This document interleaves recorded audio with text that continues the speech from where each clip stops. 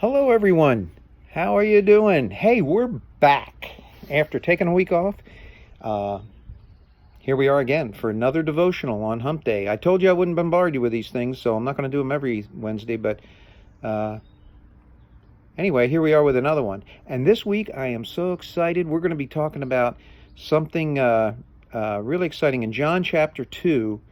It's Jesus' first miracle where he turned water into wine. And this story, it basically, when I first read it, it seems pretty basic. He turned the water into wine, gave it to the guest, blah, blah, blah. But did you ever read the Bible over and over again several times, and then you find out that you find something else, and then something else the next time you read it? Well, that's what I did. I've been studying it, and there's so much in this one little passage about the miracle of the water to wine. So I want to share it with you. So here we go. It starts out with a big banquet. And it must have been important because they had a lot of important guests there. They had servants. They had Jesus there. They had disciples there. They had Jesus' mother. Mary was there. And they ran out of wine. That was a big mistake. It was embarrassing for any event like that to run out of wine back in those days. And Jesus' mother, Mary, she saw that and had compassion, so she leans over to her son and she says, "Hey son, you have to do something here. You've got to fix this." And Jesus turns to her very abruptly and he says, "Woman, I'm not ready yet. It's not my time yet." And it reminds me of something. If we were out here on the back porch and we were having a party, a little get together with friends, and your mom leaned over to me and said, "Hey, Larry, I ran out of Pinot." And I can only imagine if I would say, "Woman," I would never use it. I just shudder at the thought of saying that. I think after 40 years of marriage, what I was hearing when she said run out of Pinot was, you better get your lazy butt up and get over to the pecan store and get through that checkout counter and get through there quick and bring my Pinot back to me. And so that's what I would have done. But Jesus didn't. Apparently he wasn't married, but Jesus didn't. But he did react. He did show compassion for his mother's request, and he asked the servants to fill up 7 stone jars with water.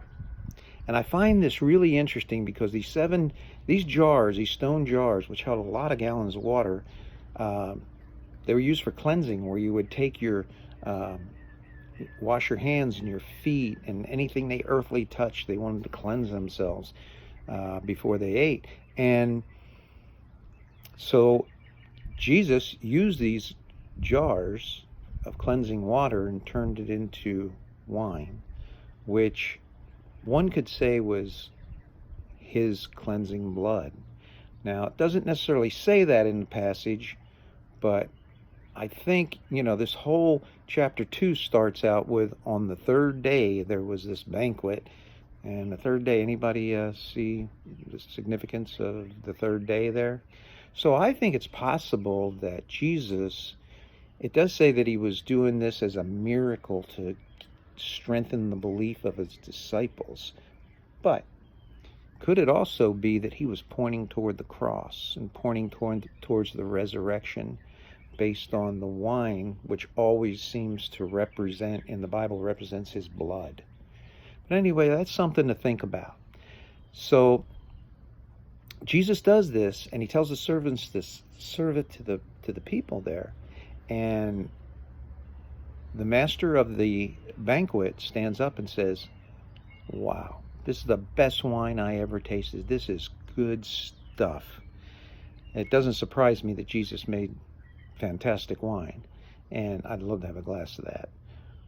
But the master of the banquet said, "Why did you save this wine to the end?" Usually they serve the cheap stuff after the good stuff. So if you look in the Bible and you look at all the circumstances where Jesus transform. He's a transformer of many, many things. He's always transforming something to something. He transformed Saul to Paul. He transformed fishermen into fishers of men.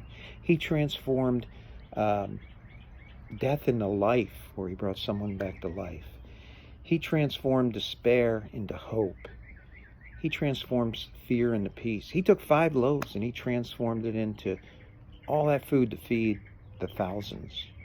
And most of all, and important of all, God sent his Spirit down to earth, transforming his Spirit into human form, to walk the earth, to die, to hang on the cross and die, to be buried, and to go through the resurrection, to be resurrected again and transformed again as into spirit form back with his Father.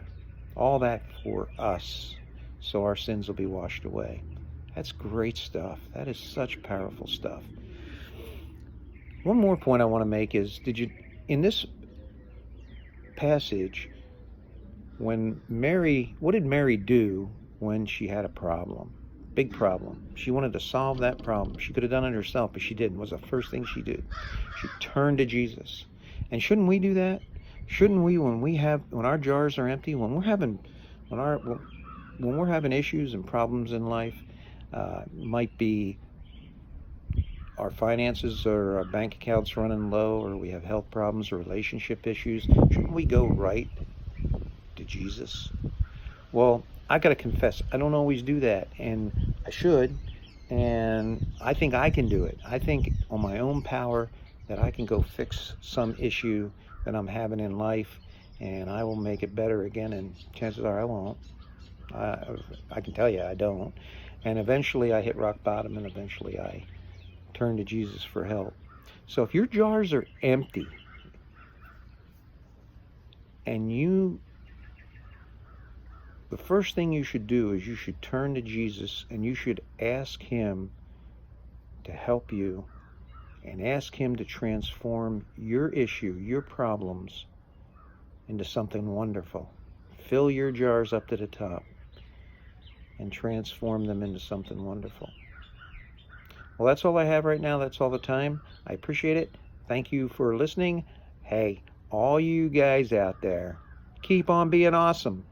And I love you all. Talk to you next time. Bye.